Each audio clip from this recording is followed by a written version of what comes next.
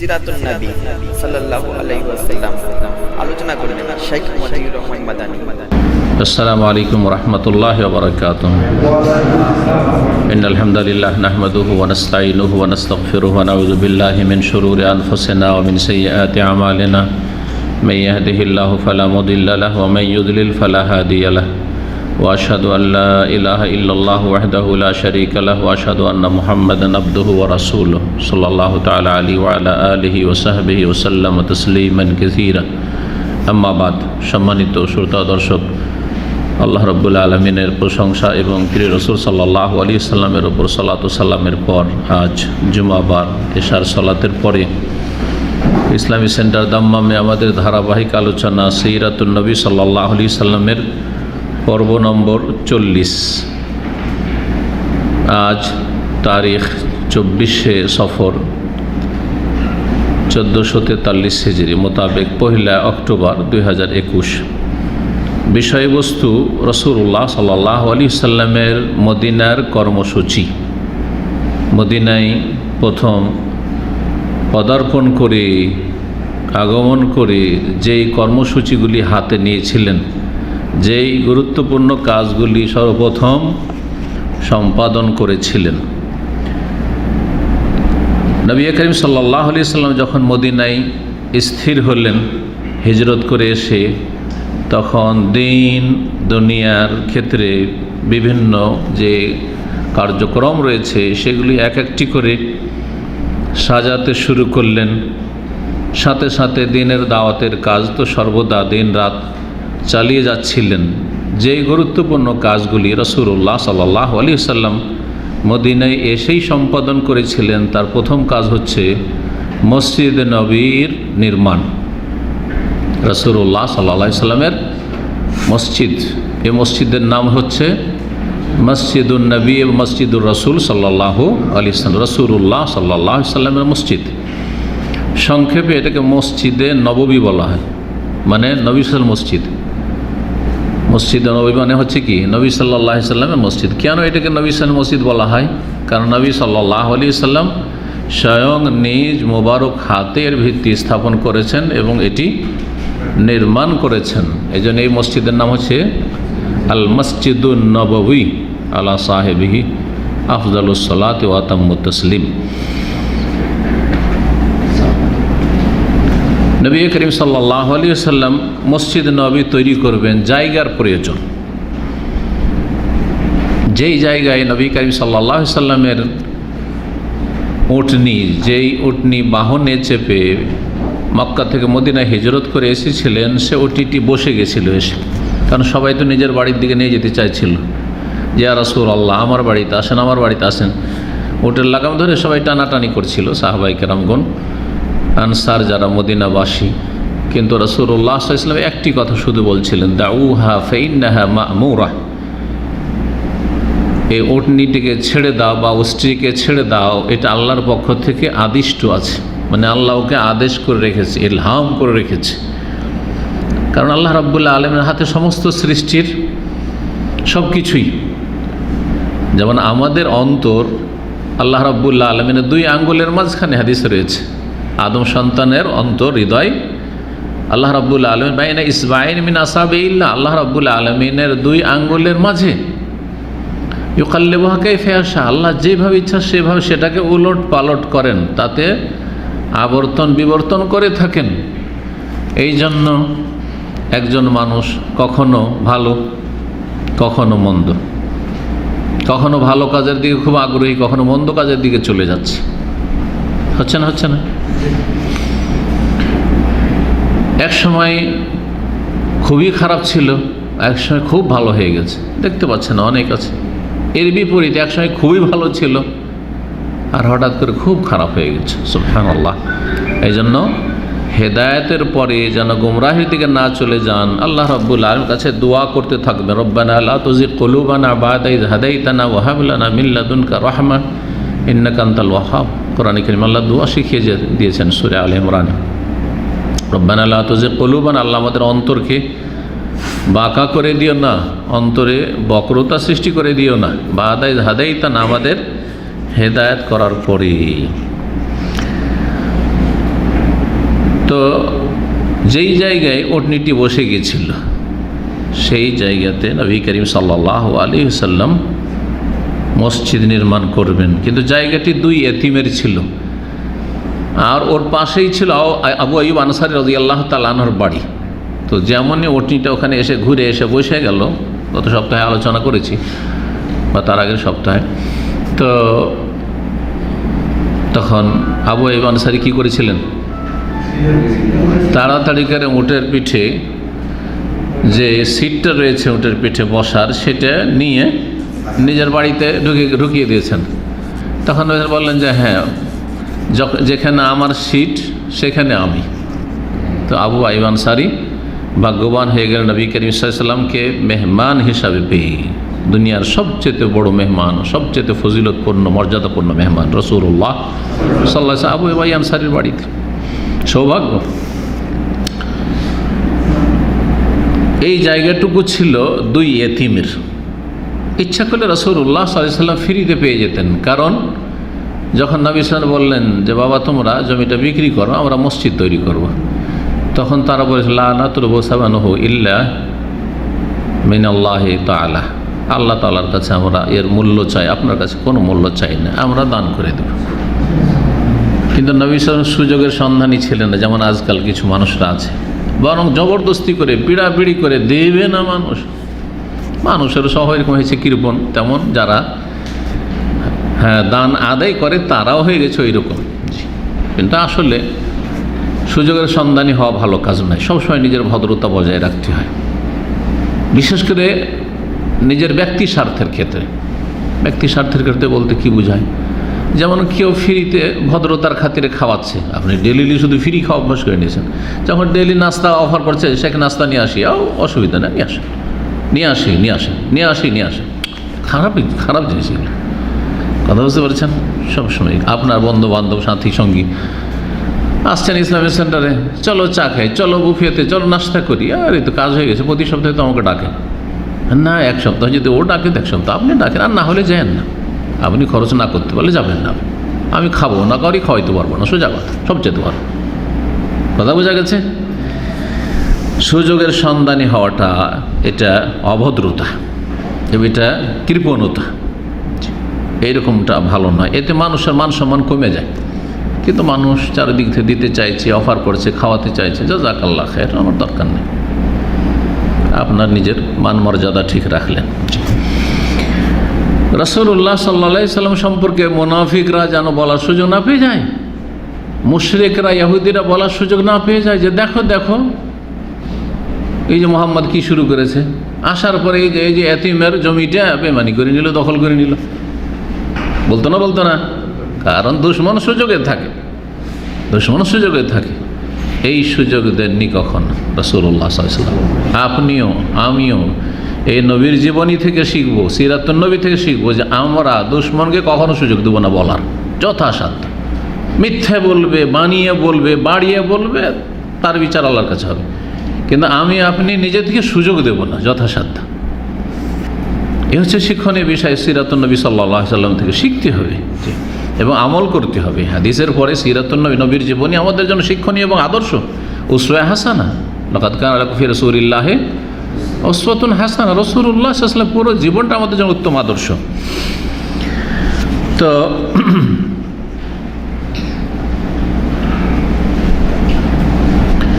এই দুই এতিমের এই জায়গা নেবেন, মসজিদ নির্মাণ করবেন।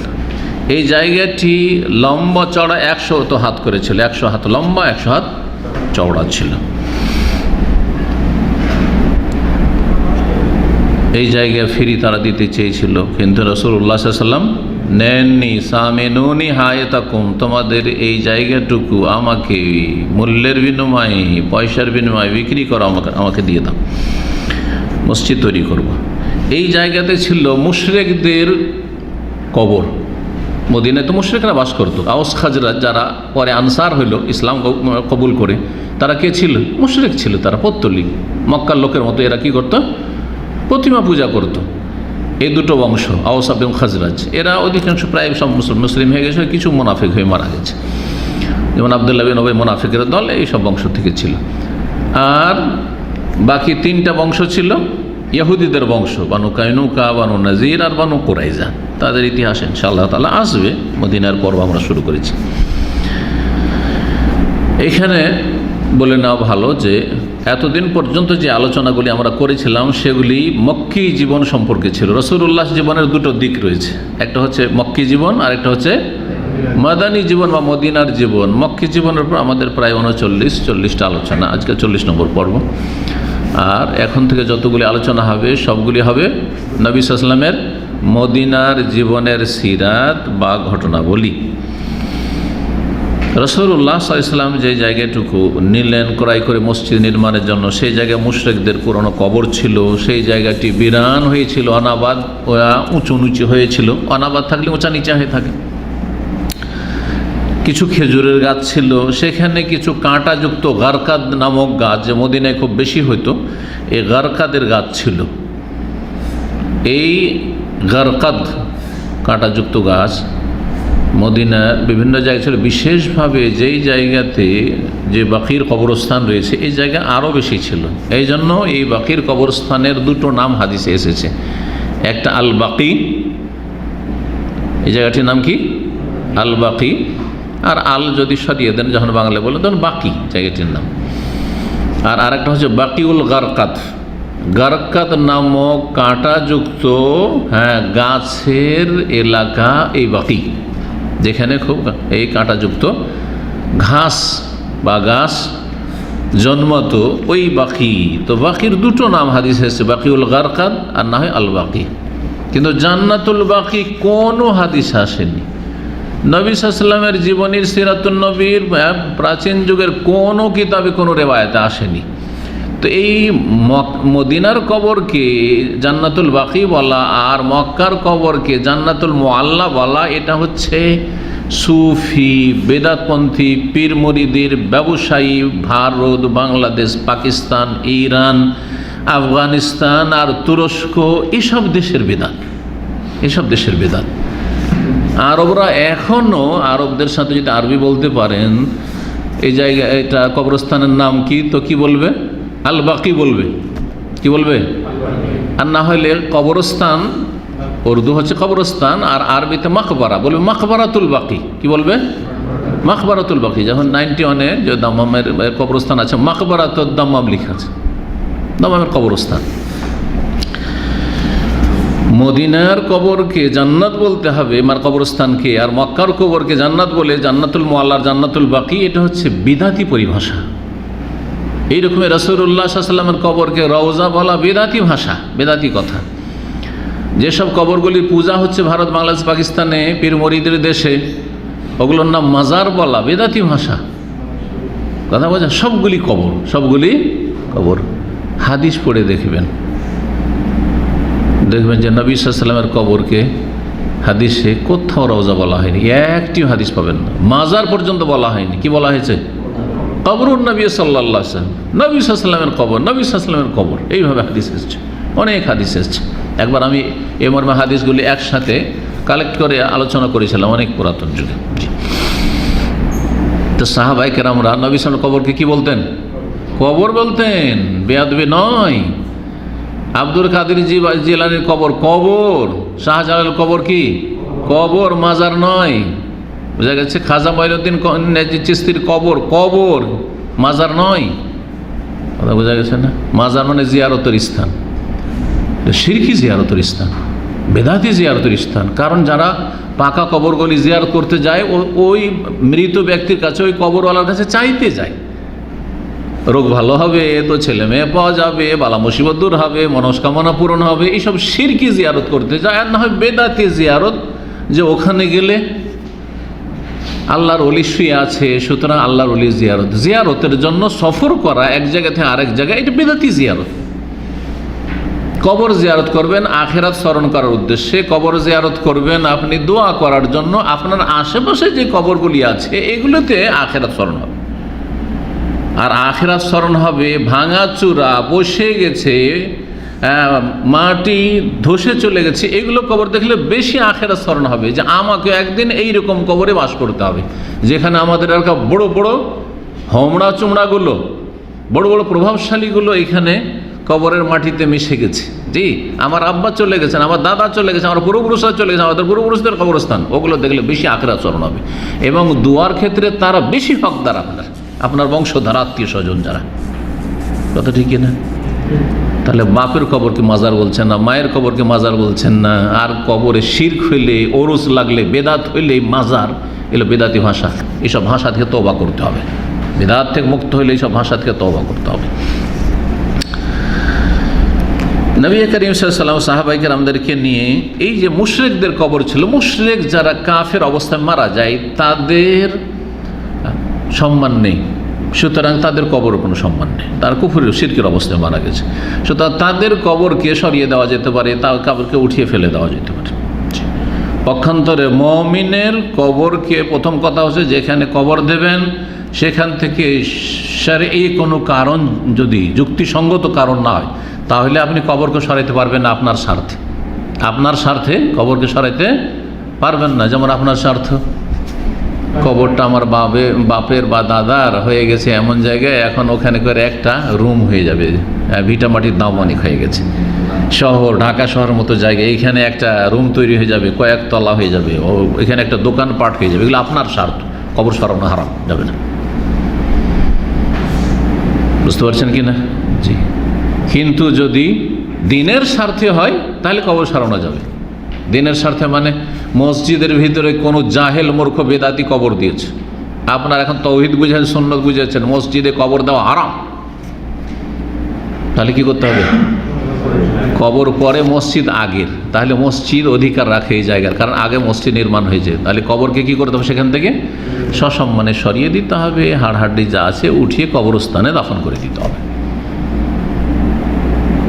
কথা বুঝতে পারছেন না? আর যদি এর বিপরীতটা হয়, কবর আগের আর পরে মসজিদ কেউ তৈরি করেছে, বিদআতপন্থীরা এরকমও করে, আগের কবর আল্লাহর কোনো নেক বান্দা, মানে এলাকায় যারা নেক বান্দা বলে পরিচিত, নেক বান্দা মানে আমাদের যত বেদাত করেছে আর যত পীর মুরিদি ব্যবসা করেছে তত আল্লাহর ওলি হয়েছে, এটা হচ্ছে আল্লাহর ওলি। ইন্ডিয়া, বাংলাদেশ, পাকিস্তানের মানুষেরা কখনো সাহাবায়ে কেরামদেরকে আল্লাহর ওলি বলে না। এমনকি আবু হানিফার মোকাল্লিদ, হানাফি মাযহাবের অনুসারী, কিন্তু আবু হানিফা, শাফি, মালিক, আহমদ এরা আল্লাহর বড় ওলি এ কথা বলে না, ওইটা আমরা বলি। সবচেয়ে বড় ওলি আম্বিয়া রসুলগণ, আর তার ওলি মানে আল্লাহর দোস্ত, আল্লাহর খাস দোস্ত নবী রসুলগণ, আর তারপরে সাহাবায়ে কেরামগণ, তারপর তাবেঈনগণ, তাবেঈনগণ, আইম্মায়ে কেরাম, আবু হানিফা, শাফি, মালিক, আহমদ, ইমাম বুখারী, ইমাম মুসলিম, যারা যত বড় দিনের খেদমত করেছে তত বড় আল্লাহর ওলি তারা। কারণ তাদের এলেমও ছিল, ইমানও ছিল, আমলও ছিল, দাওয়াতও ছিল, তাহলে অন্যান্য লোকের চাইতে তারা শ্রেষ্ঠ, ফজিলতপূর্ণ, সুতরাং তার আল্লাহর বিশিষ্ট ওলি। আর বাকি যে কোনো মুসলিম ওলি, সাধারণ ওলি, যে কোনো মুসলিম মুমিন আল্লাহর দোস্ত। দোস্তের বিপরীত হচ্ছে দুশমন, আল্লাহর দুশমন একমাত্র কাফের মুশরিক। বাকি ফাঁসে গুনাহগারও যদি মুসলিম হয় তবু আল্লাহর দোস্ত, আল্লাহর দুশমন না, কারণ সে আল্লাহকে ভালোবাসে, সে আল্লাহর প্রতি ঈমান নিয়ে এসছে। চুরি করে কিন্তু আল্লাহ পরকালে বিশ্বাসী, ভয় আছে তার, ধিক্কার দিচ্ছে নিজেকে যে আমি খুব খারাপ কাজ করছি, হারাম কাবিরা গুনাহ করছে, তারপরও মাঝে মাঝে নিজেকে তিরস্কার দিচ্ছে, অনুতপ্ত হচ্ছে, তার মানে তার মধ্যে ঈমান আছে, ঈমান নষ্ট করে দেয়নি, সে আল্লাহর দোস্ত, আল্লাহর দুশমন না। আল্লাহ চায় যে এই রোগী সুস্থ হয়ে চলে আসুক, ফিরে চলে আসুক। জি। তো আল্লাহর ওলি দুই ভাগে বিভক্ত, এক হচ্ছে আম ওলি মানে সাধারণ ওলি, সাধারণ মুসলিম, যে কোনো মুসলিম, আর খাস ওলি মানে যে যত বেশি ঈমান, আমলে, এলমে অগ্রগামী হবে তত বেশি আল্লাহর স্পেশাল খাস ওলি হবে। জি। আর বেদাত করবে, শিরক করবে, আর তাদের কবর মাজার পূজা হবে, আর তারা জানে যে আমরা এত ভক্তি পেয়েছি মুরিদান থেকে, এত ভক্তি পেয়েছি যে আমরা মরলেই কবর পাকা করে পূজা শুরু হবে আর চাদর চড়াবে, নিষেধ করে যায়নি, তারা আল্লাহর ওলি, তারা আল্লাহর ওলি না, না শয়তানের ওলি তারা। কারণ জনগণকে শিরক কুফরি থেকে সাবধান করেনি, অতি ভক্তি পছন্দ করেছে। আমার সামনে কেউ যদি ঝুঁকতে আসে আমি ঝুঁকতে দেবো, কারণ আমার তৌহিদের জ্ঞান আছে সেই জন্য, আমার সুন্নতের জ্ঞান আছে সেই জন্য, আমার শিরক বিদআত সম্পর্কে জ্ঞান আছে সেই জন্য, যে আমার সামনে ঝুঁকা শিরক আপনার জন্য। আপনিও মুসলিম, আমিও মুসলিম, আপনিও আল্লাহর গোলাম, আমি আল্লাহর গোলাম, আপনি আমার সামনে কেন ঝুঁকবেন? সালাম করবেন তো সালাম করে সোজা হয়ে সালাম করবেন। এটা কে শিখায়? জি, এই শিক্ষা আপনি তৌহিদের দেশ সৌদি আরব থেকে পাবেন। শেখ বাজ রহমতুল্লাহ আলাই যেহেতু অনেক বড় আলেম ছিলেন, সারা পৃথিবীর সবচেয়ে বড় আলেম বিংশ শতাব্দীতে, ওনার সামনে অনেকে গিয়ে মানে সম্মান করতে গিয়ে মানে বুঝতে পারতো না যে আমি একটু কী হয়ে গেছি, ঝুঁকে গেছি। সাথে সাথে এই তুমি ঝুঁকলে কেন, ঝুঁকে কেন সালাম, আমাদের দেশের লোকের করে না অনেকে। কিন্তু আজকে একটা লোক এসে মানে মাদ্রাসা পড়া ছাত্র তো বিদ্যার্থী মাদ্রাসা পড়ে এসেছে, তো অতি ভক্তি করে, তো অভ্যাস আছে ওস্তাদের, তো এসে সালাম আলাইকুম, এরকম করে মাথা কেন ঝুঁকাবেন আপনি? না, আমার সামনে কেন মাথা ঝুঁকাবেন আপনি? সামান্যই হোক, তারপর কেন ঝুঁকাবেন? আসসালামু আলাইকুম, মাথাটা সোজা এরকম থাকবেন। এটা অহংকার নয়, হ্যাঁ, এটা হচ্ছে কি আপনার শিরকের গন্ধ থেকে মুক্ত থাকা, বিদাতের গন্ধ থেকে মুক্ত থাকতে হবে আপনাকে। জি,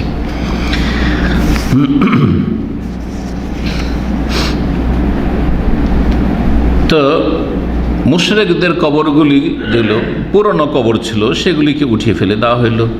বিরান উঁচু নিচু জায়গা ছিল, সেটাকে সমতল করে দেওয়া হলো, কারণ সেখানে মসজিদ নির্মাণ করা হবে। গাছগুলি ছিল খেজুরের, কিছু শুকিয়ে কিছু কাঁচা, সেগুলো কেটে ফেলা হলো। আর অন্যান্য যে গাছ ছিল, ঘাস ছিল, যে গারকাদের গাছ ছিল, সেগুলো কেটে ফেলা হলো। তারপর মসজিদের কিবলার দিকে সারি করে খেজুরের গাছগুলি, কাণ্ডগুলিকে লাগিয়ে দেওয়া হলো।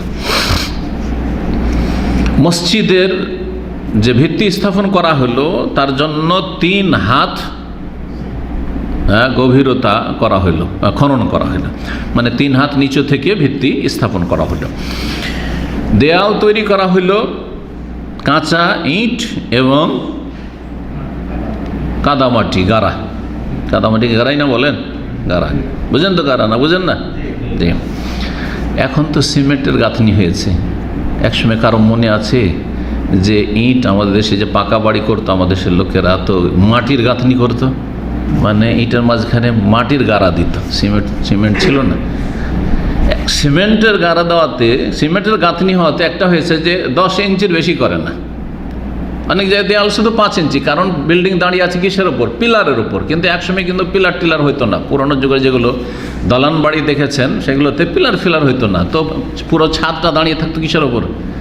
দেয়ালের উপরে। সুতরাং আমার প্রথম যে বাড়িটা আমি প্রথম তৈরি করেছিলাম মদিনা থেকে পাশ করার পরে, সেটাতে যে একবারে ভিত্তি শুরু হয়েছে সে 30 ইঞ্চি করে, এত ইট মাটির তলে চলে, তারপরে 25 হলো, তারপরে 20 হলো, তারপরে 15 হলো, আর 15 করে উঠতো। 10 ইঞ্চি অবপরে গিয়ে হয়তো 10 ইঞ্চি হইতো। 15 ইঞ্চির গাঁথনি, 15 ইঞ্চির গাঁথনি করলে একটা এইভাবে ইট দিতে হয়, একটা এইভাবে ইট, তাহলে 15 ইঞ্চির গাঁথনি হবে। মনে আছে এগুলো, যেহেতু সামনে যারা রাজমিস্ত্রি কাজ করেছে। তো কি বলছিলাম যে নবী সাল্লাল্লাহু আলাইহি ওয়াসাল্লাম মসজিদ নবী তৈরি হলো, তো দেয়াল ছিল কাঁচা ইটের, পাকা ইট না, মানে পোড়া ইট না, কাঁচা ইট আর গাড়া, মানে মাটির, কাদা মাটির গাড়া। দরজা 3টি ছিল। এই দরজাগুলির চৌকাঠ তৈরি করা হলো পাথর দিয়ে, পাথরের চৌকাঠ। ছাদ ছিল খেজুরের ডাল পাতার, এবং খুঁটি যে স্তম্ভ মসজিদে নববীর, সেগুলো ছিল খেজুরের কাণ্ড, যে খেজুরের যে বডিটা কাণ্ডের ছিল। আর জমিনকে, যে মসজিদে নববীর যে আপনার কি বলবো ফ্লোর, যেটা ফ্লোর, হ্যাঁ মেঝে, অনেক সময় দেখেন ইংলিশ চলে আসে কিন্তু বাংলা মেঝে কয়টা লোক বলে, কিন্তু ফ্লোর সবাই বলছেন আপনারা, ফ্লোর, তাই না? কি বলছেন? ফ্লোর, কিন্তু আসলে মেঝে এটা। জি, তো মসজিদে নববীর যে মেঝে হলো, এই মেঝেটা ছিল বালির এবং কুচি পাথরের, বালি এবং কুচি পাথরের। এই জন্য নবী সাল্লাল্লাহু সাহাবায়ে কেরাম যখন সেজদা করতেন তখন কুচি পাথর সেজদার কপালে কখনো কখনো কষ্টদায়ক হইতো। এই মর্মে হাদিস এসেছে যে তোমরা যখন সেজদা করবে তো বারবার করে তোমার সেজদার জায়গাটা মুছে ফেলবে না।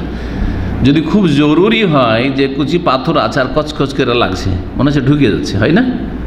যদি কেউ সেজদা করে থাকেন তাহলে বুঝতে পারবেন, তো মনে হচ্ছে ঢুকে যাচ্ছে, তো একবার করতে পারো, একবার তুমি সেজদার জায়গাটা পরিষ্কার করতে পারো। কেন? হাদিসে ফাইন্না রাহমাতা তুওয়াজিহু, কারণ আল্লাহর রহমত ও সেজদার জায়গায় নাজেল হচ্ছে, অবতীর্ণ হচ্ছে, তো রহমত বারবার মুছে ফেলে দিও না তোমার সেজদার জায়গাতে। জি, তবে নবী সাল্লাল্লাহু আলাইহি ওয়াসাল্লাম, তাহলে এখানে বোঝা গেল যে নবী করিম সাল্লাল্লাহু আলাইহি সাল্লামের সাহাবায়ে কেরামগণ বা নবী সাল্লাল্লাহু আলাইহি সাল্লাম যে মসজিদ নবীতে সালাত আদায় করতেন, সেটা মেঝেতে সালাত আদায় করতেন। কোনো পাটি ছিল না, চাটাই ছিল না, বিছানা ছিল না। যে আল্লাহর কত বড় নিয়ামত যে আজকে কত সুন্দর মসজিদে সালাত আদায় করছেন, যে মসজিদে গেলে বের হইতে ইচ্ছা করবে না, বের হইতে ইচ্ছা করে না, মনে হয় যে এখানে থেকেই যে এত সুন্দর, এত আরামদায়ক। এদিকে এসে লাগানো আছে, জি, বিশেষ করে আরব দেশে যারা মসজিদে যাচ্ছেন।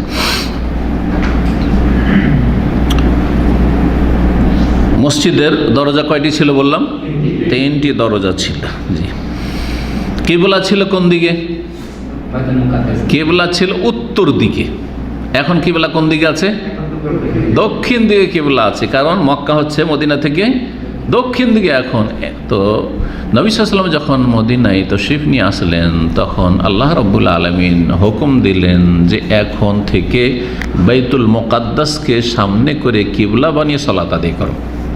বাইতুল মুকাদ্দাস মদিনা থেকে উত্তর দিকে, তাহলে উত্তর দিকে মুখ করে সালাত আদায় করা শুরু করলেন। তো কিবলা মসজিদ নবীর প্রথম ছিল। তাহলে যে দিক থেকে ঢুকছেন আপনি, যখন কিং ফাহাদ, মালিক ফাহাদ গেট দিয়ে ঢুকবেন, যে 20 নম্বর, 19 নম্বর, 20 নম্বর, 21, 22 একসাথে গেটগুলো আছে, এই দিক থেকে যখন ঢুকবেন তো এই দিকেই কিবলা ছিল, হ্যাঁ, উল্টো দিকে কিবলা ছিল।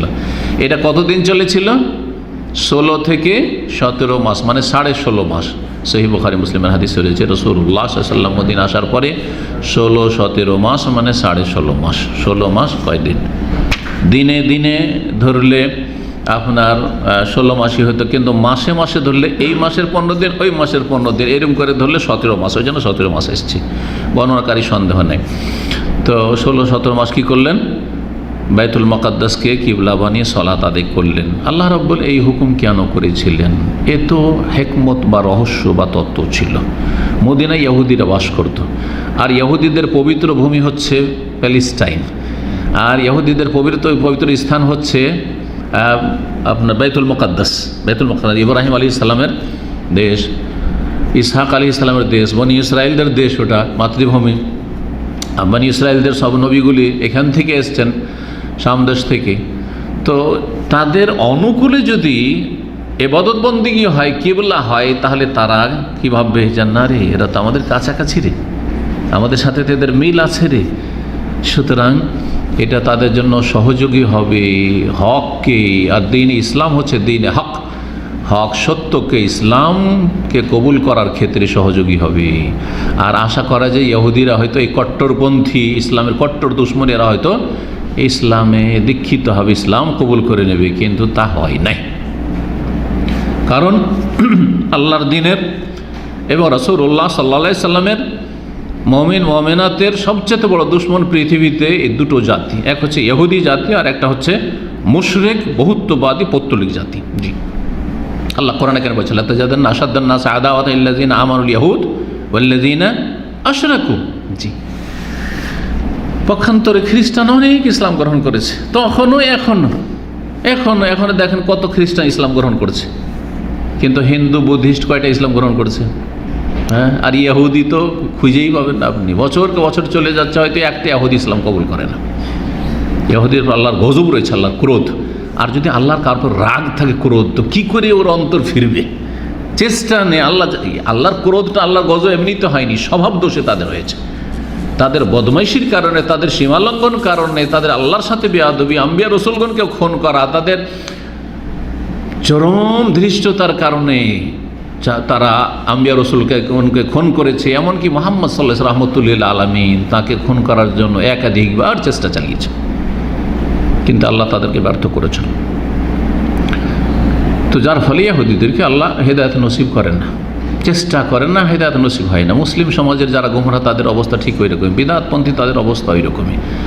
যদি মানুষ চেষ্টা করে যে আমি নিরপেক্ষ দৃষ্টিতে দেখবো যে কোনটা হক কোনটা বাতিল, হকটা গ্রহণ করবো, তাহলে সহজ হেদায়েত হওয়া। কিন্তু কেউ যদি বলে আর মাদ্রাসা পড়ো, ওগুলো এইরকম, বিদআতি মাদ্রাসা যারা পড়েছে তাদের সবটা এরকম যে আমাদের চাইতে বেশি কে জানে, আমরা কম জানি, সব জানি, শুনবেই না। একটু শুনে দেখেন, না না না শুনবো না, শুনলে ওর তাসির আছে, সুতরাং হেদায়েত হবে না, হেদায়েত হবে না। যারা শুনবে না হক কথা, আল্লাহ বলছেন যে হেদায়েত পাওয়ার জন্য শুনতে হবে। সূরা জুমার আল্লাহ বলছেন আল্লাযীনা ইয়াসতামিউনাল কাওলা, যারা মনোযোগী হয়ে শোনে। আরে শোনো তো, আল্লাহ বলছেন ইয়াসতামিউনাল কাওলা, কথাগুলি শোনে মনোযোগী হয়ে, ফায়াত্তাবিউনা আহসানা, তার মধ্যে বেশি ভালো যেটা লাগে সেটা শুনে। বেশি ভালো ব্রেন বলবে, মানুষের বিবেক বুদ্ধি দিয়েছে, হিদায়াত জ্ঞান আছে যে কোনটা ভালো। তো এক আল্লাহ ভালো না বহু মাবুদ ভালো? এক আল্লাহ ভালো, স্বাভাবিক। এটা বললে তো যারা শিরিক করে তারা হয়তো মানতে রাজি হবে না, কিন্তু যারা শিরিকও করে, 33 কোটি দেবতার পূজাও করে, যারা 3 খোদার খ্রিস্টান পূজাও করে, তাদেরকে যদি অগ্নি পুজো, যারা 2 আল্লাহর পূজা করে, তাদের সবাইকে যদি বলি আচ্ছা তুমি যদি কারো বাড়িতে চাকরি করো আর তোমার যদি একজন বস থাকে আর সে শুধু হুকুম করবে আর কেউ হুকুম করবে না, অথচ বাড়িতে অনেকে আছে হাউস ড্রাইভার, এমন যদি হাউস ড্রাইভার হয় যে ভাগ্যবান, যে তাকে শুধু তার মালিক একজন বাস ও হুকুম করবে, আর তার ছেলেরাও না, মেয়েরাও না, স্ত্রীরা কেউ হুকুম করে না, সে কত আরামে আছে চিন্তা করেন। কিন্তু আর একজন ড্রাইভার, হ্যাঁ, তাকে ছোট বাচ্চাও ইয়াল্লা রো বাকালা, এল্লা রু কিজা জিম কিজা এসছে বাকালা থেকে নিয়ে এসে দিয়েছে একজনকে, আর একজন বলছে যে ইয়াল্লা আলহিন রু, আবার ওই বাকালা পাঠাচ্ছে। কারণ মালিক 14 জন, বাড়িতে 14 জন আছে, 14 জনই মালিক। কথা বুঝতে পারছেন না? ওর চিন্তা করে তার অবস্থাটা কীরকম হয়, ঠিক না? অবস্থা কেমন হয়? যারা টি বয় তাদের অবস্থাটা ঠিক ওই রকম। অফিসে যারা টি বয়, বুঝেন তো টি বয় না, ওদের অবস্থাটা কেমন? সবাইকে খুশি করা মুশকিল। একজন বলছে যে তুই অমুক হোটেল থেকে আমার নাস্তা এনে দে, আরেকজন বলছে না অমুক জায়গা থেকে নাস্তা এনে দে, আরেকজন বলছে তুই আমাকে দুধ চাই না, আরেকজন বলছে কফি এনে দে। তুই কাকে এনে দিবে? যাকে আগে এনে দেবে সেই খুশি, আর যার নিয়ে আসতে একটু দেরি হবে সেই নাখোশ, অসন্তুষ্ট। আল্লাহ কথাই বলেছেন, আরে মুশরিক পত্তলিক এই বহুত্ববাদীরা, আর বাবু মুতাফাররিকুনা খায়রুন আমিল্লাহুল ওয়াহিদুল কাহার, এতগুলি রব ভালো নাকি এক আল্লাহ যিনি একক, যিনি অপ্রতিদ্বন্দ্বী, যিনি যদি তোমাকে সব দিয়ে দেন কোনো শক্তি বাধা দেয়, লাত উজ্জা মানা দেব দেবী কেউ বাধা দিতে পারবে না, তো কোনটা চাও? এক মালিককে সবাই পছন্দ করে। তো এই কথাটা ধর্মের ক্ষেত্রে বুঝে আসে না। ধর্ণা দিতে যাচ্ছেন একবার শাহজালালেতে, একবার শাহপুরানে, একবার আটরসিতে, একবার খাজা বাবার কাছে, একবার কোথায়, কেন? এক আল্লাহর কাছে ধর্ণা দেন, যথেষ্ট আল্লাহ রাব্বুল আলামিন। তো চলে আসি আসল বিষয় দিয়ে, কথা লম্বা হয়ে যাচ্ছে, সময় অনেক হয়ে গেছে। নবী করিম সাল্লাল্লাহু আলাইহি ওয়াসাল্লাম মসজিদ নবী তৈরি করলেন। মসজিদ নবীর কিবলা কোন দিকে ছিল? উত্তর দিকে ছিল। কারণ চেয়েছিলেন যে ইহুদিরা খানিকটা কাছাকাছি হবে, যে হ্যাঁ মিল আছে রে, আমরা যে ফিলিস্তিনকে সম্মান করি, হ্যাঁ আমাদের ধর্মীয় ভূমি বা পবিত্র ভূমি, সেইটাই মুসলিমদের কিবলা, তাই না? কিন্তু তা হয় নাই, হেদায়েত নসিব হয়নি ইহুদিদের, কারণ হেদায়েতের চেষ্টা করেনি। 16-17 মাস রাসূলুল্লাহ এভাবে সালাত আদায় করলেন, কিন্তু সবসময় বিচলিত থাকতেন, মনে শান্তি হইতো না। মক্কায় আল্লাহর ঘর কাবা রয়েছে, যেটা পৃথিবীর সবচেয়ে শ্রেষ্ঠ ঘর, ইন্না আউওয়ালা বাইতি উযিয়া লিন-নাস আল্লাযী বিবাক্কা, এই জমিনে সবচেয়ে প্রাচীনতম ঘর হচ্ছে যেটি মক্কাতুল মুকাররমে রয়েছে, আল্লাহর ঘর কাবাতুল্লাহ। সেই কিবলাকে বাদ দিয়ে মক্কায় যখন ছিলেন তখন কি করতেন?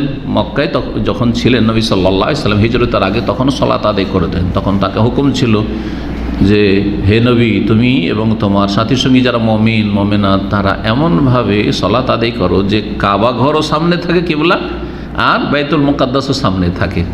তাহলে কিভাবে সালাত আদায় করতেন? রুকনে ইয়ামানি আর হাজরে আসওয়াদের দিকে দাঁড়াতেন, হ্যাঁ, ইয়ামানের দিকটাকে, দক্ষিণ দিকটাকে পেছনে করে কাবাকে সামনে রেখে দাঁড়াতেন।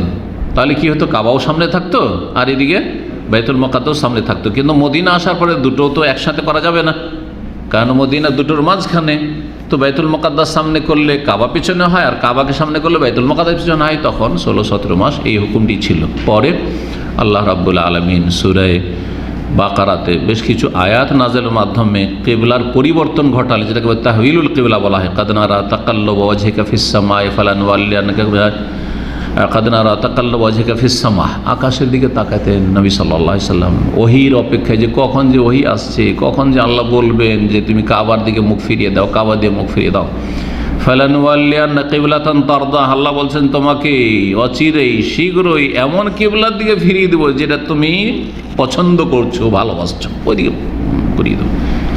ফাওয়াল্লি ওয়াজহাকা শাতরাল মসজিদিল হারাম, সুতরাং তুমি তোমার মুখমণ্ডল চেহারা ফিরিয়ে দাও মসজিদে হারামের দিকে।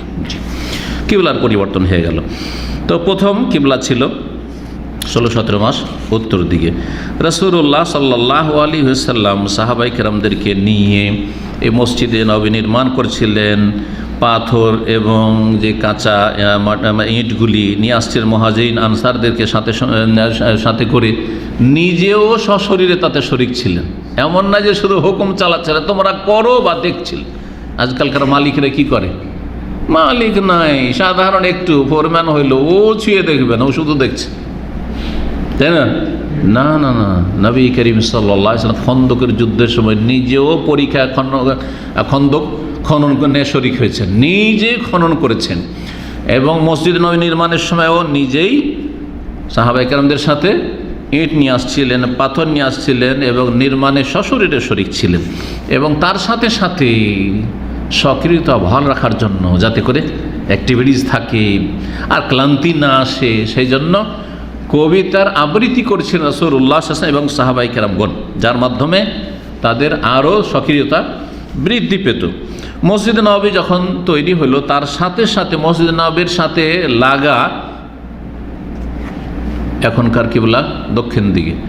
তাহলে কোন দিকে এই দুটো কক্ষ তৈরি করলেন? পূর্ব দিকে। ডান হাতে বাবু সালামের দিকে হচ্ছে পশ্চিম দিক, আর পূর্ব দিক হচ্ছে বাকির কবরস্থানের দিক, বাবে জিবরাইল। তো মা আয়েশা রাদিয়াল্লাহু তাআলার হুজরা, তো মা আয়েশা রাদিয়াল্লাহু আনহার জন্য একটা হুজরা তৈরি করলেন। হুজরা মানে কি? কক্ষ, রুম। আর আরেকটি রুম কক্ষ তৈরি করলেন কার জন্য? সওদা রাদিয়াল্লাহু তাআলা আনহার জন্য। সেই সময় নবী করিম সাল্লাল্লাহু আলাইহি সাল্লামের দুইজন সহধর্মিণী স্ত্রী ছিলেন। সওদা রাদিয়াল্লাহু তাআলা আনহাকে প্রথম বিয়ে করেছিলেন খাদিজা রাদিয়াল্লাহু তাআলার ইন্তেকালের পরে, আর তারপরে নবী সাল্লাল্লাহু আলাইহি সাল্লাম মক্কাতে বিয়ে করেছিলেন আয়েশা রাদিয়াল্লাহু তাআলা আনহাকে, কিন্তু ছোট ছিলেন, 6 বছর বয়সে বিয়ে হয়েছিল। এখন উঠিয়ে দেওয়া হয়নি বা বিদায় হয়ে আসেননি, স্বামীর ঘরে আসেননি, বাসর হয়নি। 9 বছর বয়সে বাসর হয়েছিল। আমার দেশের মানুষের অনেক অবাক হয় যে 9 বছরে একটা মেয়ের বাসর কি করে হইতে পারে। হ্যাঁ, আরব দেশে সাবালিকা হইতে পারে,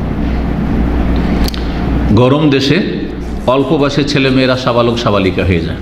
পক্ষান্তরে ঠান্ডার দেশে বা খাওয়া দাওয়ার কারণে, আবহাওয়ার কারণে, খাওয়া দাওয়ার কারণে কিছু কিছু দেশ আছে যেখানে সাবালক সাবালিকা হইতে বিলম্ব হয়। আর আরব দেশ প্রচণ্ড গরম, গরম দেশে তাড়াতাড়ি করে সাবালক সাবালিকা হয়। আরব দেশের আজকাল ছেলেদেরকে দেখছেন, মেয়েদেরকে না দিলে ছেলেদেরকে তো দেখতে পাচ্ছেন, একটা ছেলের বয়স 8 বছর হবে, 10 বছর হয়তো হয়নি, কিন্তু এই মোটাসোটা উঁচা লম্বা হয়ে গেছে। আমাদের দেশের ছেলে মনে হচ্ছে যে 18 বছর বয়সের, মনে হয় না দেখে? জি। তো মা আয়েশা রাদিয়াল্লাহু তাআলা 9 বছরে মাসিক ঋতু চলে এসেছিল এবং সাবালিকা হয়ে গেছিলেন। জি। আর মাসিক ঋতু যদি চলে আসে কোনো মেয়ের, সাবালিকা হয়ে গেল, আর সাবালিকা হইলে বাসরযোগ্য। তো এইভাবে 9 বছর বয়সে বাসর হয়েছিল মা আয়েশা রাদিয়াল্লাহু তাআলা আনহার। নবী করিম সাল্লাল্লাহু আলাইহি ওয়াসাল্লাম, যেমনটা বললাম যে আয়েশা রাদিয়াল্লাহু তাআলা বিয়ে করেছিলেন কোথায়? মক্কায়, কিন্তু সেখানে উঠিয়ে দেওয়া হয়নি। মদিনা হিজরত করে আসলেন নবী সাল্লাল্লাহু আলাইহি ওয়াসাল্লাম, তার কিছুদিন পরে হিজরত করে আসলেন আয়েশা রাদিয়াল্লাহু তাআলা আনহা তার ভাইয়ের সাথে, আবু বকরের ছেলের সাথে করে বোনকে নিয়ে আসলেন। আর তারপরে শাওয়াল মাসে, প্রথম হিজরির শাওয়াল মাসে রাসূলুল্লাহ সাল্লাল্লাহু আলাইহি ওয়াসাল্লামের ঘরে উঠিয়ে দিলেন। হিজরত করে এসেছেন কোন মাসে মনে আছে? রবিউল আউয়াল মাসে। রবিউল আউয়াল মাসে হিজরত করে আসলেন। এখনকার হিসাবে মানে উমর রাদিয়াল্লাহু আনহু জামানা থেকে, মুহররম থেকে বছর শুরু। এটা কিন্তু উমর রাদিয়াল্লাহু আনহু জামানা থেকে শুরু হয়েছে, মুহররম থেকে বছর শুরু আর জিলহজে গিয়ে শেষ। তো রবিউল আউয়াল মাসে হিজরত করলেন, আর তারপর রবিউল সানি, জামাদুল সানি, রাজব, শাবান, রমজান, শাওয়াল, 6 মাস পরে 7ম মাসে 7 মাসে গিয়ে মা আয়েশা রাদিয়াল্লাহু তাআলা আনহার সাথে বাসর করলেন রাসূলুল্লাহ সাল্লাল্লাহু আলাইহি ওয়াসাল্লাম। এই ছিল প্রথম কাজ, মসজিদ নবী নির্মাণ। দ্বিতীয় যে কাজটি ছিল সেটা হচ্ছে আজান। আজানের সূচনা বা আজান শুরু করলেন রাসূলুল্লাহ সাল্লাল্লাহু আলাইহি ওয়াসাল্লাম। যখন মদিনা আসলেন তখন পর্যন্ত আজানের বিধান আসেনি আল্লাহর পক্ষ থেকে। তাহলে 5 ওয়াক্ত সালাত জামাতেও পড়তে হবে, আল্লাহ হুকুম করেছেন জামাতে, ওয়ারকাও মার রাখেনি, হুকুম আসলো। তাহলে কেমন করে বুঝবো যে কখন জামাত হবে? তো আর ঘড়ি নেই আজকালকার জামানায় আর মতো। তো কি করতেন? সেই সময় 5 ওয়াক্ত সালাতে অনুমান ভিত্তিক সাহাবায়ে কেরামগণ আসতেন, অনুমান করে যে জোহর থেকে আসর মাঝখানে এতর ব্যবধান আছে। আসর মাগরিবের সময় তো বোঝা যাচ্ছে যে সূর্য ডুবে গেল, চলো মাগরিব পড়তে যাই। এশা এতক্ষণ পরে হবে, আর ফজর সুবহ সাদেক হলে ফজর, চলো মসজিদে এসে হাজির। এইভাবে অনুমান ভিত্তিক তারা জামাত করতেন। এতে হয়তো কি কেউ আগিয়ে চলে আসতো, অনুমান করতে গিয়ে ফেল হয় অনুমান মানুষের, কেউ এগিয়ে চলে আসতো, আগেই চলে আসতো, কেউ একটু পিছিয়ে যেত, জামাত ছুটে যেত। নবী সাল্লাল্লাহু আলাইহি ওয়াসাল্লাম এই সমস্যার সমাধানের জন্য পরামর্শ করলেন যে কী করে লোকজনকে একসাথে সমবেত করা যায় মসজিদে জামাতের জন্য। এমন কিছু লক্ষণ তারা জানবে, শুনবে বা দেখবে, যার মাধ্যমে হাজির হবে। এই ক্ষেত্রে নানা ভাষা, নানা মত। একদল বলল যে একটা উঁচা জায়গায় আগুন জ্বালিয়ে দিই, আগুন যখন দেখবে সবাই যে আগুন জ্বলতে শুরু হয়েছে তখন সবাই দৌড় দিয়ে মসজিদে চলে আসবে। পরে সেটাকে কি করা হলো? নাকচ করে দিল। কেন? কারণ আগুনের পূজা করে অগ্নি পূজক মজুস মুশরিকরা, হ্যাঁ, সুতরাং আগুন জ্বালানো যাবে না ইবাদত বন্দিগির জন্য। একদল বলল যে এক কাজ করা যায়, বাঁশি বাজানো হোক, বাঁশি বাজানো হোক, বুক, সে যুগে বুক নাও বাঁশি ছিল, বাঁশি বাজানো হোক। কিন্তু সেটাও রিজেক্ট করে দেওয়া হলো। কিসের জন্য? যে ইহুদিরা তাদের ধর্মকর্মের ক্ষেত্রে কি করে? বাঁশি বাজিয়ে থাকে। তবে হিন্দুরা আমাদের দেশে বাঁশি বাজায়, জি, গান বাজানায় যারা ফাজের পাপিষ্ট তারা বাঁশি বাজায়। তো সেটাও নাকচ হয়ে গেল। তৃতীয় আরেকটা দল বলে যে কাজ করা যাক, ঘন্টা বাজানো যাক। তাহলে বাঁশি না বাজে কি করা যাক? ঘন্টা বাজানো যাক। কিন্তু আবার সেখানেও সমস্যা, কারণ খ্রিস্টানরা তাদের চার্চে ঘন্টা বাজায়। কি করে? ঘন্টা বাজে। সুতরাং সেটাও তাদের ধর্মীয় প্রতীক, সুতরাং এই ঘন্টা বাজানো চলবে না। এই জন্য মদিনা ইউনিভার্সিটিতে ক্লাসের জন্য ঘন্টা বাজে না, কিন্তু 1 ঘন্টা 60 মিনিটের ঘন্টা, ও ঘড়ি দেখে, ছাত্ররা ঘড়ি দেখে, শিক্ষকও ঘড়ি দেখা, তারপরে 1 ঘন্টা পড়িয়ে চলে যায়, মাঝখানে 5 মিনিটের বিরতি থাকে, আর তারপর আবার ক্লাস শুরু হয়, এইরকম হয়। কিন্তু প্রয়োজনে ওলামারা অনেকে বলেছেন ঘন্টা বাজানো যেতে পারে, আর ঘন্টা বাজছে। সৌদি আরবের স্কুল মাদ্রাসাগুলিতে ঘন্টা বাজছে। যাই হোক, না বাজারিল ভালো, কিন্তু এছাড়া বিকল্প হয়তো ইচ্ছাতে ভালো পাই না। ওমর রাদিয়াল্লাহু তাআলা একটি মত পোষণ করলেন, এটাও নেওয়া হলো না যে ঘন্টা বাজানো চলবে, কারণ এটা খ্রিস্টানদের কাজ। ওমর রাদিয়াল্লাহু বললেন যে আওয়ালা তাবাসুনা রাজুলান, একজন লোককে অলিতে গলিতে মদিনার পাঠিয়ে দিই, যখনই ওয়াক্ত হবে সে গলিতে গলিতে গিয়ে ডাক দিবা, সালাত ও জামিয়া, সালাত একত্রিত করছে, সালাতের জন্য একত্রিত হয়ে যাও, আসসালাত ও জামিয়া। সৌদি আরবে এখন এই ডাকটা দেওয়া হয় কোন নামাজের জন্য? জানাজে, হ্যাঁ, জানাজা, জানাজা কোথায় ডাক দেয়? চন্দ্র সূর্যগ্রহণ, চন্দ্র সূর্যগ্রহণ লাগলে কোনো সময় শোনেননি? হ্যাঁ, শুনেছেন। আসসালাত ও জামিয়া, অনেকে ঘেবড়ে উঠে যারা জানেন, আরে কি হলো রে, এরকম কেন? একদিন এরকম চন্দ্রগ্রহণ লেগেছে রাত্রে, আর ওইটাই ছিল বেদাতীদের শবে বরাত, মানে 15 শাবান, কয়েক বছর আগে এটা হয়েছে। আর তারপরে একটা নিউ মুসলিম ছিল বেলাল বলে, ব্রাহ্মণবাড়িয়ার এই আলবাদিয়াতে, আমাদের কাছে মুসলমান হয়েছিল, নতুন নতুন মুসলমান হয়েছে। ও তো হয়েছে, আরেকটাও ছিল ওখানে, দুটো, আরেকটা নিউ মুসলিম, আরেক নিউ মুসলিমের কথা বলছি, সেটাও আলবাদিয়াতে, তো আমাদের কাছে মুসলমান হয়েছে। তো সে দেখেছে যে আসসালাত ও জামিয়া বললো, আর সব লোকেরা নামাজ পড়তে যাচ্ছে, আর আল মজদুই যে সুরতা শেমালিয়া যে পুলিশ স্টেশন আছে না, ওখানে একটা বড় জামা মসজিদ আছে, তো ওখানে করে জামাত হচ্ছে। তখন ও ভেবেছে তো তাহলে ওই শবে বরাতের নামাজ তো দেশে দেখেছি মুসলমানরাকে পড়তে, ওই শবে বরাত মনে করে দৌড় দিয়ে মসজিদে চলে গেছে। তারপরের দিন ওর কাছে সেলুনে কাজ করতে আমি গিয়েছি, বলছে শেখ আমি আজকে শবে বরাতের নামাজ পড়েছি এখানে। বলছি এখানে শবে বরাত করতে পড়লে? বলছে আজকে রাতে এখানে শবে বরাতের নামাজ না হয়েছে, এই মসজিদে হয়েছে। আমি বলি ইন্না লিল্লাহ ওয়া ইন্না ইলাইহি রাজিউন, শবে বরাতের নামাজ না, এটা ছিল চন্দ্রগ্রহণের নামাজ। কথা বুঝছেন না? কি থেকে কি বুঝে ফেলেছে। তো ওমর রাদিয়াল্লাহু তাআলা বলে আসসালাতু জামিয়া বলে ডাক দেবো, তাতে বুঝতে পারবে, এটাই করা হোক। রাসূলুল্লাহ সাল্লাল্লাহু আলাইহি ওয়াসাল্লাম এই মতটিকে পছন্দ করলে, যেটা কথা ভালো, এতে কাফেরদের কোনো সদৃশ্যতা নেই।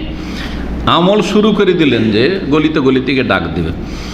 তারপরে হঠাৎ করে কয়েকদিন হয়েছে আব্দুল্লাহ বিন যায়েদ বিন আব্দুর রাব্বে আনসারি একজন লোক, আব্দুল্লাহ বিন যায়েদের ছে আব্দুল্লাহ, তিনি স্বপ্নে আজানের, এই যে প্রচলিত এখনকার আজান শরীয়ত রয়েছে, এই আজানের বাক্যগুলি দেখছেন যে একজন লোক এসে তার সামনে এই আজানের বাক্যগুলি শোনাচ্ছে, আল্লাহু আকবার আল্লাহু আকবার আল্লাহু আকবার আল্লাহু আকবার শাহাদু আল্লা ইলাহা ইল্লাল্লাহ শাহাদু আল্লা ইলাহা ইল্লাল্লাহ, এইভাবে শেষ পর্যন্ত।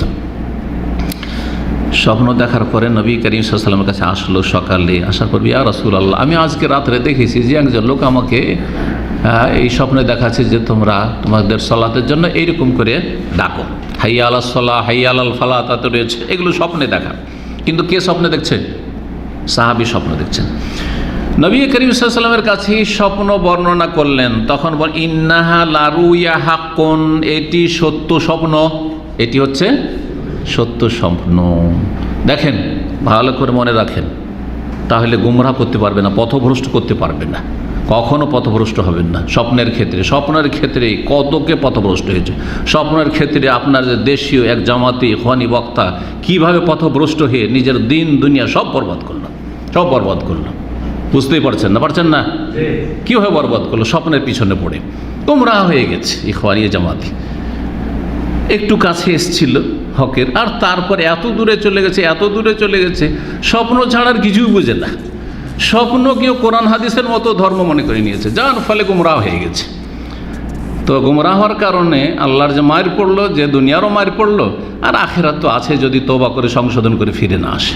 জি, তো স্বপ্ন খতরনাক জিনিস। স্বপ্নের ক্ষেত্রে অনেকে বিভ্রান্তির শিকার হয়। কারো স্বপ্ন শরীয়তের দলিল নয়, উৎস নয়। ভালো করে শুনে রাখেন, শরীয়তের উৎস হচ্ছে চারটি: কোরআনে কারীম, কিতাবুল্লাহ, সুন্নাতে রাসূলুল্লাহ হাদিস।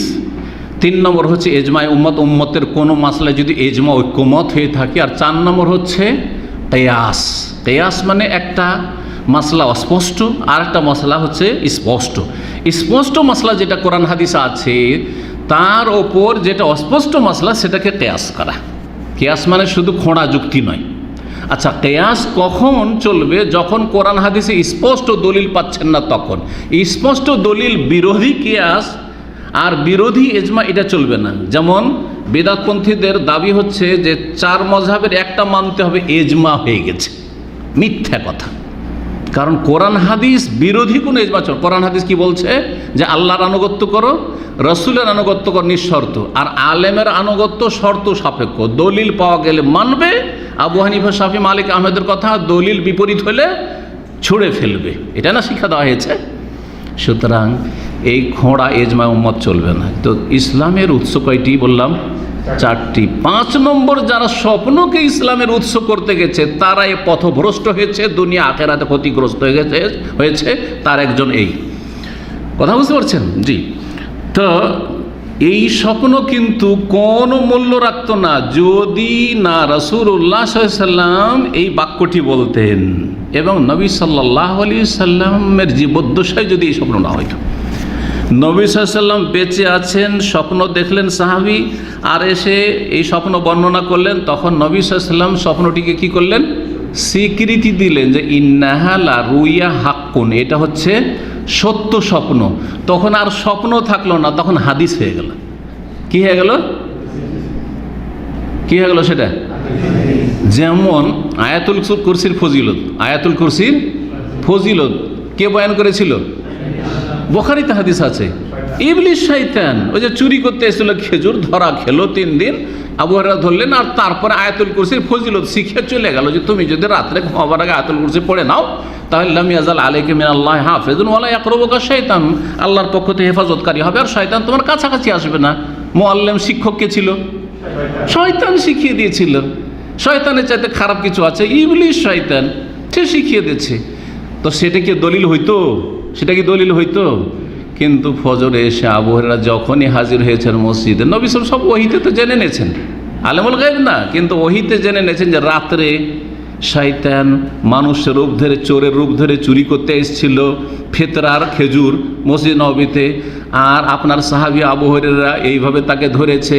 কিন্তু এমন কান্নাকাটি শুরু করলো, পয়লা দিন ছাড়লো, দ্বিতীয় দিন ছাড়লো, তৃতীয় দিন ছাড়বেই না কোনো মতে। আজকে তোমাকে অবশ্যই নিয়ে যাব নবীর কাছে, তোমার হাত কাটাবো তো ছাড়বো, আর ফান না কেলা রাসূলুল্লাহ সাল্লাল্লাহু আলাইহি ওয়াসাল্লাম, আজকে ছাড়াছাড়ি নাই। কিসের মায়া? একদিন হয়, 2 দিন হয়, 3 দিন ছাড়া যাবে না। তখন ইবলিস শয়তান দেখলো যে তো ছাড়বে না, আমাকে তো ধরে তো হাজির করেই দিবে আসামির কাঠ গড়াই। তখন বললো, আবু হুরায়রা তোমাকে একটা ভালো কিছু শিখিয়ে দিচ্ছি, আমাকে ছেড়ে দাও। যে কী বলছে? আয়াতুল কুরসির ফজিলত, যদি পড়ে নাও তো রাতে কোনো কিছু তোমার ক্ষতি করতে পারবে না। নবী সাল্লাল্লাহু আলাইহি ওয়াসাল্লামের কাছে কিসসা যখন বয়ান করলেন আবু হুরায়রা, তখন কি বলেছেন নবী সাল্লাল্লাহু আলাইহি ওয়াসাল্লাম? হ্যাঁ, কি বলেছিলেন? সাদা কাকা ওয়াহুয়া কাযুবুন, ফজিলতটা সত্যি বলেছে, মানে কথা যেটা বলেছে সত্য বলেছে, কিন্তু সে হচ্ছে মহামিথ্যুক, শয়তান মিথ্যাবাদী। কিন্তু এই কথাটা ঠিক। যেমন আপনার গ্রামে যদি কোনো খারাপ লোক থাকে কিন্তু একটা ভালো কথা বলেছে, তো কি বলেন? লোকটা খারাপ কিন্তু এইটা ঠিক বলেছে, বলবেন না? বলবেন না? ঠিক ওই রকম ইবলিস শয়তান। তো নবী সাল্লাল্লাহু আলাইহি ওয়াসাল্লাম যদি ওই আয়াতুল কুরসির ফজিলতটাকে অনুমোদন না দিতেন, স্বীকৃতি না দিতেন, তাহলে কি হাদিস হইতো? তাহলে তো ইবলিসের হাদিস হইতো। ওইটা কথা বোঝা গেছে কি না? ঠিক ওই রকমই এখানে রাসূলুল্লাহ সাল্লাল্লাহু আলাইহি ওয়াসাল্লাম সাহাবী, তারপর সাহাবীর স্বপ্ন দলিল নয়। তো সাহাবীর স্বপ্নের দলিল না হলে আমার স্বপ্ন কি করে দলিল হইতে পারে? হ্যাঁ, আপনাদের মুফতি সাহেবের স্বপ্ন কি করে দলিল হইতে পারে? স্বপ্নে কি করে করোনার ভাইরাসের চিকিৎসা হইতে পারে? আর স্বপ্নে কি করে ইউসুফ আলাইহিস সালামের স্বপ্ন বাংলাদেশে ফিট হইতে পারে? এইসব কোথায় পেলে? সব ভণ্ডামির শেষ আছে? জি, খাসেরাত দুনিয়া ওয়াল আখিরা। এইসব ভণ্ডামি করলে ইহকালও ক্ষতিগ্রস্ত, পরকালও ক্ষতিগ্রস্ত। ভালো করে শুনে রাখেন। জি, সত্য স্বপ্ন এই আজান। তারপরে আব্দুল্লাহ বিন যায়েদের চাইতে বেলাল রাদিয়াল্লাহু তাআলা আনহুর আওয়াজও উঁচা, সুন্দর আওয়াজ। আর আজানের উদ্দেশ্য হচ্ছে যে যত দূর পর্যন্ত পৌঁছানো সম্ভব হয়, আর সবার দ্বারা সেটা সম্ভব নয়, তখন তাকে আজান না দিতে বলে যে এক কাজ করো, বেলাল রাদিয়াল্লাহু তাআলা আনহুকে তোমার বাক্যগুলি যেগুলি স্বপ্ন দেখেছো সবগুলি শিখিয়ে দাও। হাত্তা ইউনাদিয়া বিহা, আর বেলাল আজান দেবে। বেলাল আজান দিতে থাকেন আর উনি কি করলেন? শিখিয়ে দিলেন। জি, বেলাল রাদিয়াল্লাহু তাআলা আনহু মসজিদ নববীর প্রথম মুয়াজ্জিন। ওমর রাদিয়াল্লাহু তাআলা আনহু আওয়াজ শুনতে পেয়েছেন আজানের। শুনে তো অবাক, জারি এই আওয়াজ। দৌড় দিয়ে বাড়ি থেকে বেরিয়েছেন, চাদর গায়ে দেওয়ার সময় পাননি, চাদরকে টানতে হ্যাঁ মাটিতে ঝুলছে চাদর, আর দৌড় দিয়ে চলে আসছেন। এসে বলছেন, ওয়াল্লাহি আল্লাহর কসম করে বলছেন, লাকাদ রাআইতু মিসলাহু, এই সেম স্বপ্ন আমিও দেখেছি। এই স্বপ্ন আমি দেখেছি। শুধু তাই না, এখানে তো দুজনের কথা আসলো। অন্য রিওয়ায়াতে এসেছে যে সেই রাতে 10 থেকে 12 জন সাহাবী স্বপ্ন দেখেছিলেন।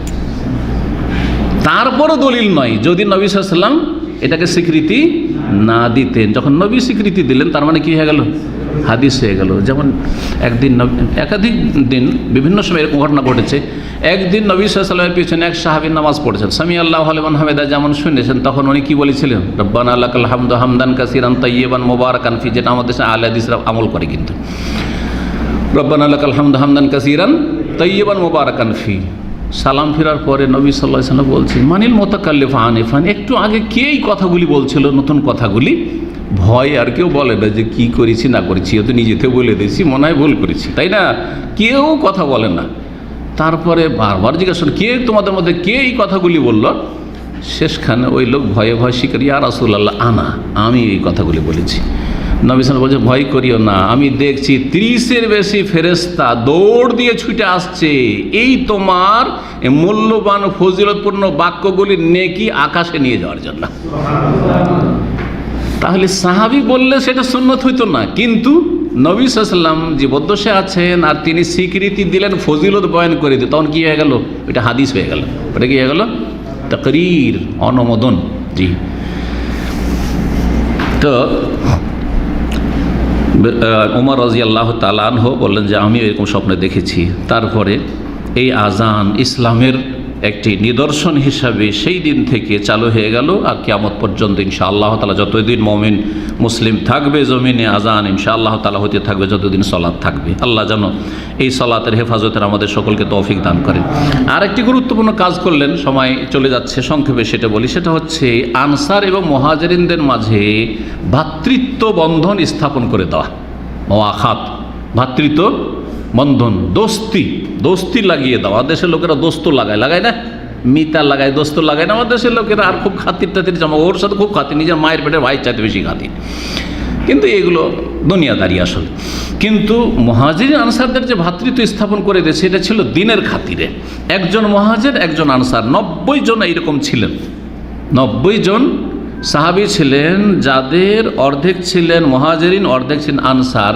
একজন অমুক মুহাজির অমুক আনসারির ভাই। আজকে থেকে এই ভ্রাতৃত্ব বন্ধনের মাধ্যমে প্রথম দিকে কি হইতো, যে এই দুইজনের আগে যে মারা যাবে তার ধন সম্পদের ওর ভাই, এই যে বন্ধু, সে ভাগ পাবে। তারপরে এটাকে রহিত করে মনসুখ করে দেওয়া হয়েছে, কিন্তু এই যে সুসম্পর্ক এটাকে বহাল রাখা হয়েছে। তো আনসারীরা এমন তারা দানশীল ছিলেন এবং তারা অতিথির, মেহমানদের আর মুহাজিরিন যারা মক্কাতে হিজরত করে এসেছেন তাদের এত সুন্দর আতিথ্য করতেন উদারতার সাথে। নিজের বাড়িতে তাদেরকে জায়গা দেওয়া, খাওয়া দাওয়াতে একেবারে সমান সমান শরীক রাখা। আল্লাহ রাব্বুল তাদের প্রশংসা করেছেন সূরা হাশরের আয়াত নম্বর 9, ওয়াল্লাযিনা তাবাওয়াউ দারা ওয়াল ঈমান মিন ক্বাবলিহিম ইউহিব্বুনা মান হাজারা ইলাইহিম। আর ওরা, আনসারীদের ফজিলত সম্পর্কে, প্রশংসা সম্পর্কে আল্লাহ বলছেন যে আর ওরা যারা মদিনায় বসবাস করছিল, তাবাওয়াউদ্দার মানে দারুল মদিনা, মদিনায় যারা অবস্থান করছিল, ওয়াল ঈমান এবং যারা ঈমান নিয়ে এসেছিল, মিন ক্বাবলিহিম ইতিপূর্বে, ইউহিব্বুনা মান হাজারা ইলাইহিম আর যারা হিজরত করে মক্কা থেকে এসেছিল তাদেরকে তারা ভালোবাসতো। ওয়ালা ইয়াজিদুনা ফি সুদুরিহিম হাজাতাম মিম্মা উতু আর মুহাজিরিনদেরকে যারা সর্বহারা সব কিছু ত্যাগ করে মক্কা থেকে এসেছিল খালি হাতে, তাদেরকে যদি কিছু দেওয়া হইতো তারা কোনো রকমের ঈর্ষা করতেন না যে ওদেরকে দিল আমাদেরকে কেন দিল না, ওদেরকে নবী সাল্লাল্লাহু আলাইহি ওয়াসাল্লাম দিলেন আমাদেরকে কেন দিলেন না, আমরা কেন পেলাম না, এরকমটা করতেন না।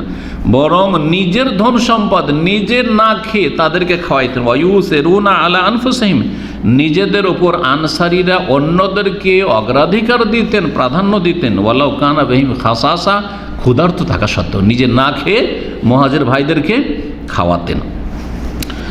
এই ভালোবাসা আরও বৃদ্ধি পেল এই ভ্রাতৃত্ব বন্ধনের মাধ্যমে।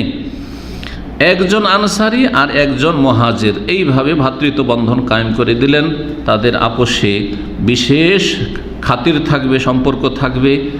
আর যেমনটা বললাম, আর এই মুআখাত, এই ভ্রাতৃত্ব বন্ধন থেকে গেছিল, কিন্তু ধন সম্পদের ভাগ বন্টনের বিষয়টি আল্লাহ রহিত করে দিয়েছে, প্রথম দিকে শুধু ছিল।